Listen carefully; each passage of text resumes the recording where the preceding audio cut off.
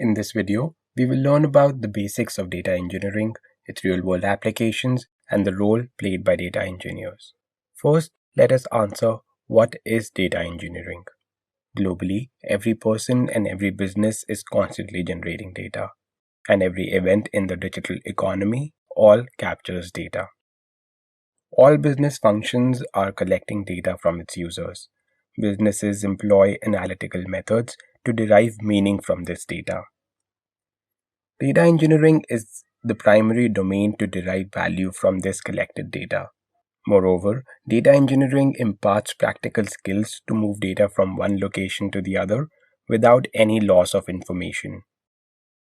Next, let us look at the role played by data engineers. The key skills of a data engineer are to access the data, extract the data, to optimally transfer it, and then eventually to be able to store the data. Along with these skills, data engineers should be able to handle very large volumes of data and not lose any value in the process. A key challenge that comes in with handling large data is loss of context. It's the job of data engineers to interpret the data which is gathered from various sources and present a unified view that can be understood by people utilizing that data. Basically, data engineers have to make sense of a never-ending incoming surge of raw data to be able to quickly interpret it, clean it, and then store it in tidy CSV files that are used by data scientists for further analytics. Moving on, let us look at the roles and responsibilities of a data engineer and a data scientist. First, let us look at the responsibilities of a data engineer. Data engineers primarily work to develop, test, and maintain basic foundational architectures such as databases and large-scale data processing systems. They deal with raw, unformatted data that comes from varied sources and then make sure it is transformed into information that the data scientists can analyze. Skill set of data engineers overlaps both with the skill set of software engineers as well as that of data scientists. Data engineer should possess a sound knowledge of database-specific programming languages such as MySQL, along with programming languages specific to software engineers such as Java, JavaScript, C, C++. Data engineers should be well versed with large data architectures, platforms, and concepts such as Hadoop, ETL, Hive, or data warehousing. All of these are primarily specific to data engineers. On the other hand, data scientists use structured and initially cleaned data from data engineering team for advanced analytics. Data engineers build and deploy machine learning models to gain insights from the data and then interpret and finally communicate the findings to the concerned business stakeholders. Data scientist also has a strong familiarity with programming languages such as SQL, Python, or concepts from big data, data analytics, or business intelligence. Next, let us look at data engineering from the purview of an evolution of business intelligence. Traditionally, business intelligence was primarily big companies collecting large volumes of data in huge servers that were backed by storage area networks.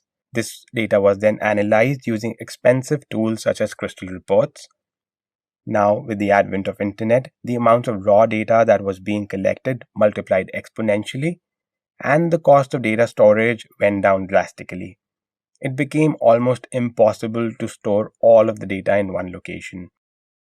Now, massive amounts of data is partitioned, stored over the cloud in remote servers, and backed up multiple number of times and can be accessed immediately by clients anywhere in the world. The cloud systems continue to work even if there are any network or node failures. To manage these large web-scale operations, the field of data engineering has fast risen and evolved to become an essential component of new age business intelligence. Next, let us look at real-world data engineering applications. Some tasks under data collection category would include building of scraping systems that can collect data from databases or from data logs, fetch data from APIs from internal and external data stores. Some tasks under metric computation category would include designing of frameworks that calculate and summarize metrics for various things such as user engagement, user growth, classification or segmentation, or A and B testing. Some tasks under metadata management would include building of systems that help generate metadata. Metadata could be understood as exploratory data about data. Some tasks under data access tools would include providing of tools that can enable non-technical users as well as data scientists to access the right data from storage for business intelligence goals such as creation of reports or charts. As businesses are being eager to adopt artificial intelligence for their business needs, it becomes important to understand the hierarchy of data so that a proper sequential architecture can be built and the right skills can be developed by the people that are part of this domain. In this video, we will understand the 9 stages in the data science pipeline. Let's take an example of a data scientist who's building an AI system for their business needs. In order to successfully build this AI system, the data scientist should understand the following 9 stages of hierarchy of data. The first stage in the hierarchy is data collection. The second stage in the hierarchy is reliable data movement from one location to another. The third stage in hierarchy is data storage in structured or unstructured databases as per the business requirement. And the fourth stage includes transformation of raw data to remove any data anomalies. The fifth stage includes data aggregation from different sources and perform basic analytics. The sixth stage is to label the data by performing feature engineering and segregating testing data from training data. The seventh stage would be to optimize ML algorithms. And the eighth stage, consequently, would be to interpret results and improve the algorithms. The ninth stage and the final stage is to implement this AI and deep learning system. In this video, we will learn about the basics of machine learning and its application in the real world. First up, let's answer what is machine learning. Machine learning is a part of the field of artificial intelligence where computers use statistical algorithms to detect patterns in large volumes of data. These algorithms build models using training datasets and typically improve over time with more experience on training. ML is normally used to generate predictions or take decisions based on past instances in situations where it is difficult for conventional algorithms to do the same. As the amount of data being generated in the world has exploded, ML has found many applications in the real world. Let us look at some of the applications below. ML primarily comprises of analyzing data from users and building ever-evolving predicting systems that help businesses gain intelligent insights into user behavior. ML pretty much runs most of the user interactions with various platforms in today's connected world. Right from recommending movies and songs on Netflix and Spotify to suggesting things to buy on any e-commerce website such as Amazon happens through advanced ML-based predictive models. ML is the core foundational layer that has been used across multiple disciplines in our lives, where it uses data to gain valuable knowledge and augments our experience in many domains in our daily real-world interactions. One of such interactions is having a voice assistant interpreting our words and performing tasks. This includes applications like Siri or Alexa.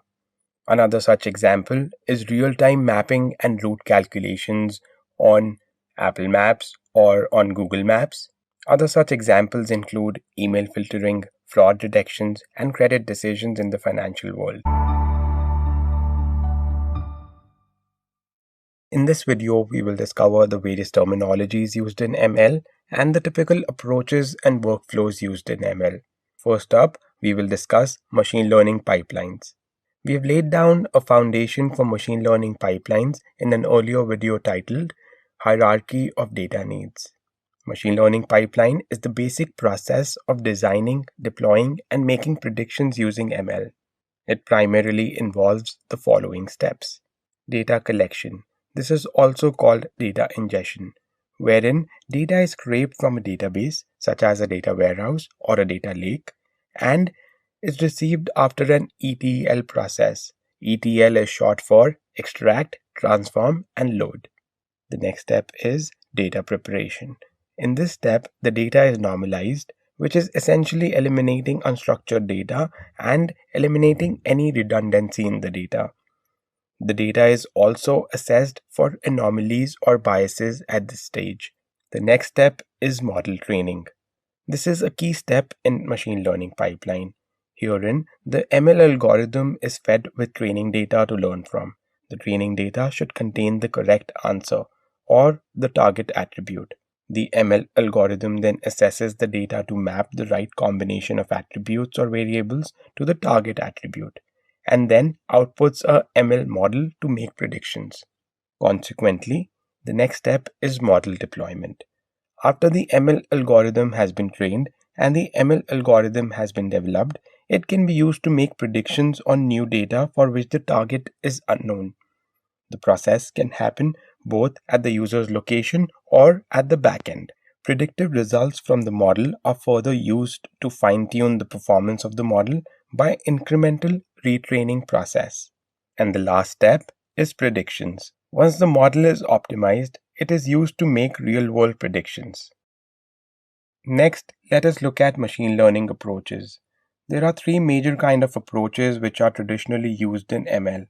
These are categorized by type of learning. These approaches include supervised learning, unsupervised learning, and reinforcement learning.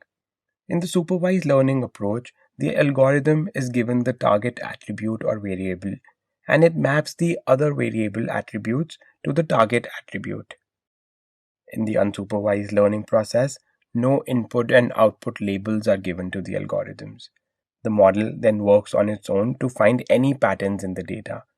An example of unsupervised learning would be consumer segmentation, where the algorithm analyzes users' data and clusters customer groups for specific business intelligence applications such as targeted marketing.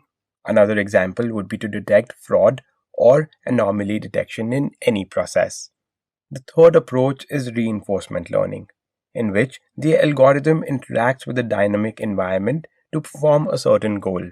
Continuous feedback is given to the algorithm which is related to rewards, which the algorithm tries to maximize. An example of this would be an online game with a dynamic environment. Next, let us look at machine learning models. There are three major kinds of ML models that are used in most applications. These are binary classification, multi-class classification, and regression. First, let us look at the binary classification model. This is used to predict a binary outcome for a problem at hand. An example could be whether an email is a spam or not spam. Another example could be a conversion prediction. That is, will a customer buy a product or not buy a product? Common algorithms used for binary classification include logistic regression, KNN, or decision trees. The second kind of model is the multi-class classification model that is used for predictions for multiple classes, where there is a prediction for more than two outcomes. An example could be facial recognition from a pool of pictures. The number of outcomes may be very large for real-world applications. Common algorithms used for multi-class classification model include logistic regression, k-nearest neighbors, decision trees, random forest, or naive Bayes model. You will notice that the algorithms that are used for binary classification can be adapted for multi-class classification as well. The third kind of model is the regression classification model. This is used when we have to predict a numerical value. For example, what would be the price of gold next week? Or how many points will a baseball team score? In this video, we will learn about the relationships between ML and other key fields like AI, data mining, and statistics. Thereon, we will learn about machine learning limitations and machine learning ethics. First, let us look at the relationships between ML and AI, data mining, and statistics. AI is the broader field where computers are trained to think like humans or simulate human behavior. Machine learning, however, is a subset of AI. In this, the computer algorithms are trained to learn from past or training data and build a model to predict an outcome that is in the future. ML focuses on predictions based on known properties, while data mining focuses on identifying previously unknown properties in data. There is a common set of methods that these fields use, and there is a significant overlap between them. But they differ in goals. Machine learning algorithms are evaluated to reproduce known knowledge, while data mining is used to discover unknown knowledge. Machine learning is really similar to statistics in their methods, with the only difference lying in their goals. Statistics draw inferences from a dataset, while machine learning builds predictive patterns in the dataset. Next, let us look at machine learning limitations. In spite of various advances in machine learning capabilities, there is a major limitation that exists in ML domain. Often, the quality of the data is not great, or it is not easy to access the correct data. Another often limitation is dealing with data biases. Often, human biases percolate in data and are picked up by the ML algorithms through patterns in the training datasets. Other ML limitations include defining the problem at hand. Incorrect problem definition often causes incorrect ML output. Next, let us look at machine learning ethics. It is very important to keep ethics in mind while deploying ML models. Cultural biases, such as racial biases, can percolate the ML training models and therefore give results which are skewed and prejudiced. Another example is where the ML models can be trained to give results that lead to financial impact for stakeholder, something that has also been seen in healthcare applications of ML.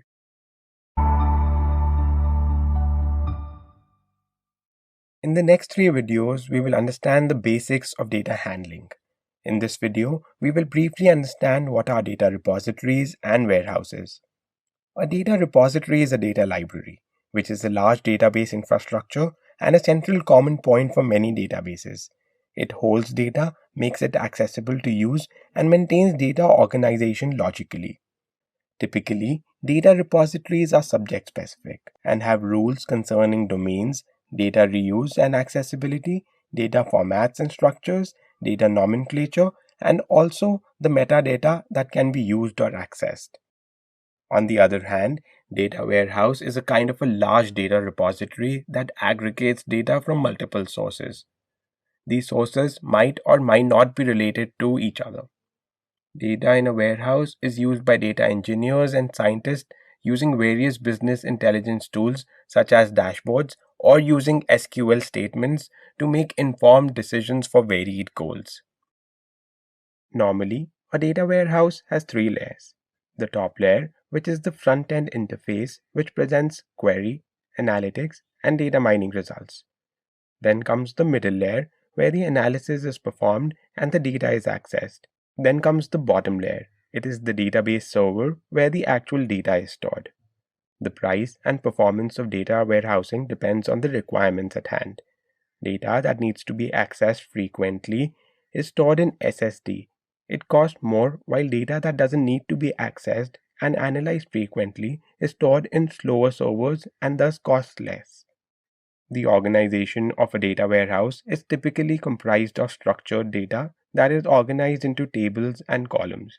Each column or attribute is described as a string, number, or a data field.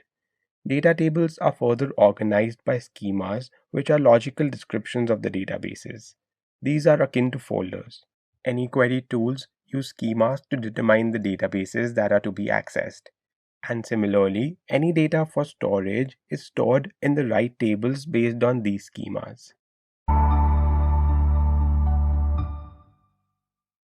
This is the second video under the data handling basics. In this video, we will briefly understand what are typical data pipelines and how the data is ingested. A data pipeline is a system for moving data from one system to another. Ideally, this is an automated process that defines what data would be collected along with where and how it would be collected. A data pipeline would then automatically perform extraction and transformation if required. In a data pipeline, Data is incoming from static sources or could be from real-time sources. The pipeline then usually would split the incoming data into smaller chunks so that faster processing can be implemented. Data pipelines are capable of sending the data to a data warehouse or to any other tool specific to a business intelligence function. Next, let us look at common types of data pipeline. Under the batch pipelines, large volumes of data is moved when needed or at regular intervals. The second type of data pipeline is the streaming pipeline. This type of data pipeline involves processing real-time data that is coming from a single source or multiple sources. Examples include sensor data or financial data from stock markets. Data pipelines can be optimized to work with cloud-based data sources that save users on infrastructural costs. Data ingestion is a part of a data pipeline that involves reading and moving data from a source to the destination. Once the source is profiled and the data that needs to be extracted is identified, an API given by the source is used to extract data. Data can be ingested in batches or in real time. Data ingestion has become complex as the data sources have expanded. Nowadays, every person typically has various devices such as smartphones, fitness trackers, GPS units that are continuously generating data. This explosion has led to data to be more diverse and much larger in volume. Traditional methods of extracting, transforming, and loading data aren't able to cope up with the demands of modern data sources. The modern data ingestion solution should be fast and reliable, with capabilities to ingest large volumes of data with no downtimes and no errors. And they should be capable of working with different schemas and, very importantly, should be cost efficient and secure. This is the third video under data handling basics. In this video, we will briefly understand how data is transformed for processing. Data transformation is a key step to convert data from one format to another. Transformation can also include data structure conversions. It is a key process for creating unified data formats for data warehousing. Data transformations are performed to convert data types, to aggregate data from different sources, or to remove duplicate data. The first step of data transformation is data discovery, where different sources and types of data are identified. Next, the data structures are identified and the transformations that have to be performed are determined. The data then needs to be mapped to determine how individual fields are mapped, joined, or aggregated. Based on the metadata or data definitions, a code is generated and executed to transform the data to the desired output. Finally, data review is performed to assess the quality of the transformations. Typically, data transformations are performed through scripts from SQL or Python or any other programming language. They can also be performed using automated ETL tools that are either hosted on the user's servers or through a cloud-based ETL tool. In this video, we will have an introduction to Amazon Web Services and its capabilities.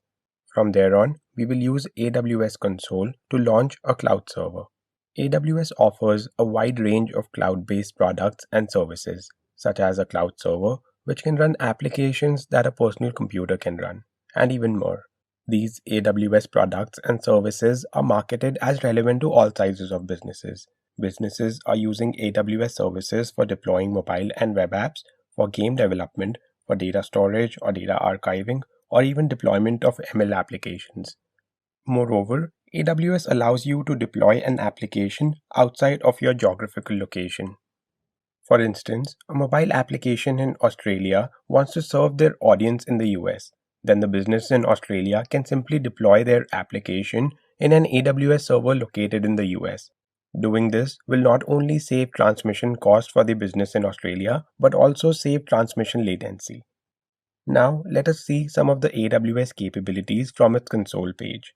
To access AWS Console, we need to use the Sign in to the console option that is located at the top right of the screen. Let us now look at services and products available for us to use. At the foundation level, AWS offers a range of compute services. under compute services, users have a more control over their computing resources. Therefore, just by using compute services coupled with some customized development, users can mimic most of other AWS services. These other services include services such as services for storage, services for database management, services for data analytics, and services for machine learning. For now, let us have a look at how we can launch an EC2 compute server. To do just that, let's click on the link that reads EC2 under the compute header located in the first column of services.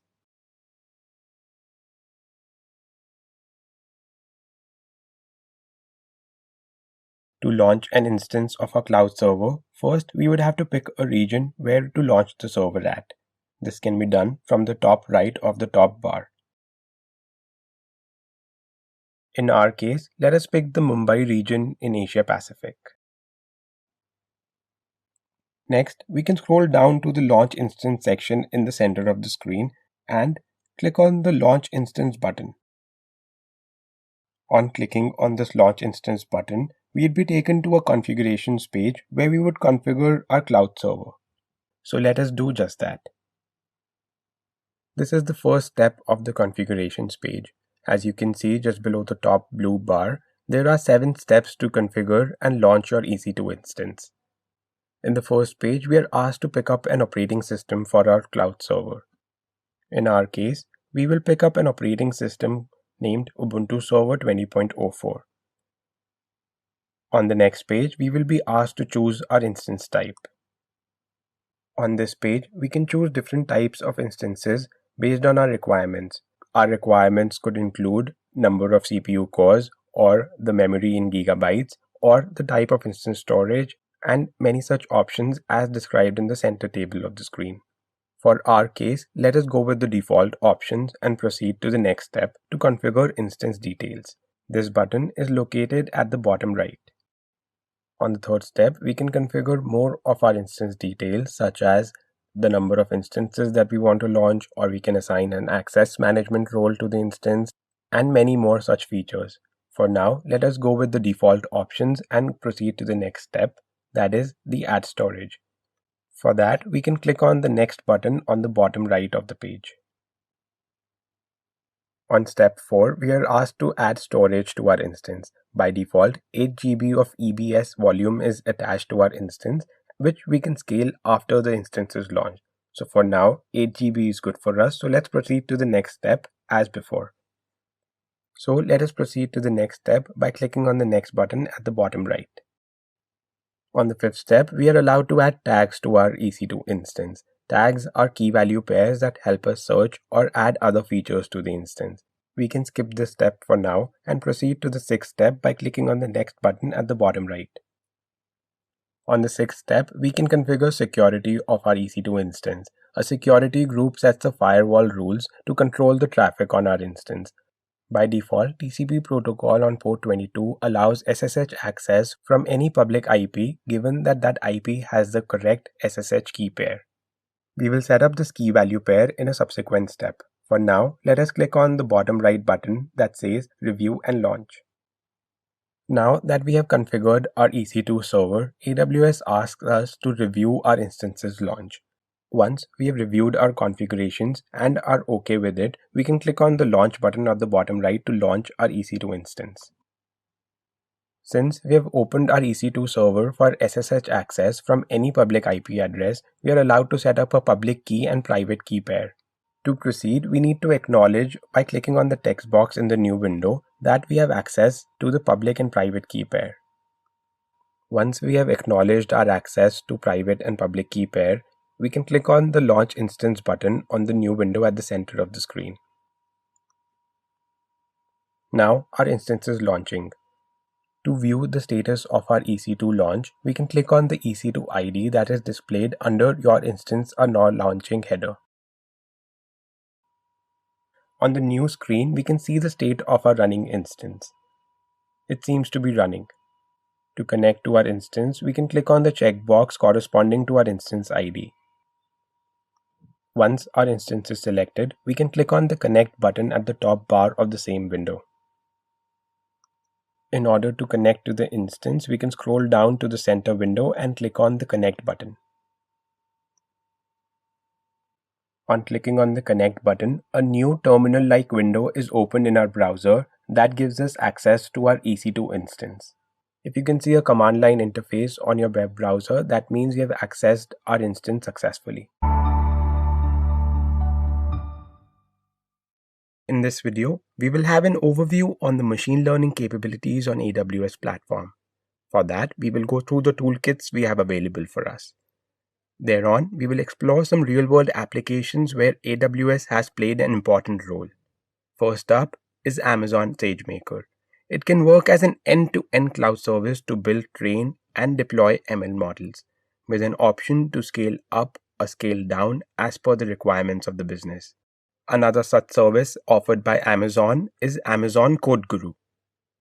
Once an ML model is deployed or before, Code Guru service can help identify most time-consuming pieces of the code in an ML model. Benefits of open source frameworks such as PyTorch and TensorFlow can also be leveraged using AWS. As you can see on the screen, there are over 30 products and services offered by Amazon under machine learning, and they are always increasing. Next, let's have a look at some of the real-world applications built using AWS services and that are available for everyone to deploy for their use case. There are many pre-built ML applications available on Amazon that can be successfully integrated with your business use case. However, it is important to note that each pre-built application comes with their own limitations and assumptions. So in order to successfully integrate these apps with a business use case, it is important to understand these assumptions and limitations. One such application that can be utilized in multiple domains is a web chatbot. Another such pre-built application in financial domain and is available on AWS is the forecasting of credit risk default. Another open source app available is a personal recommendation app that can be utilized in multiple domains such as e-commerce or social commerce. Over the subsequent courses, we will learn about other ML products that can be utilized to build customized applications for your business use case. With this, we come to an end of course 1, where we have learned about data engineering, including the responsibilities of a data engineer.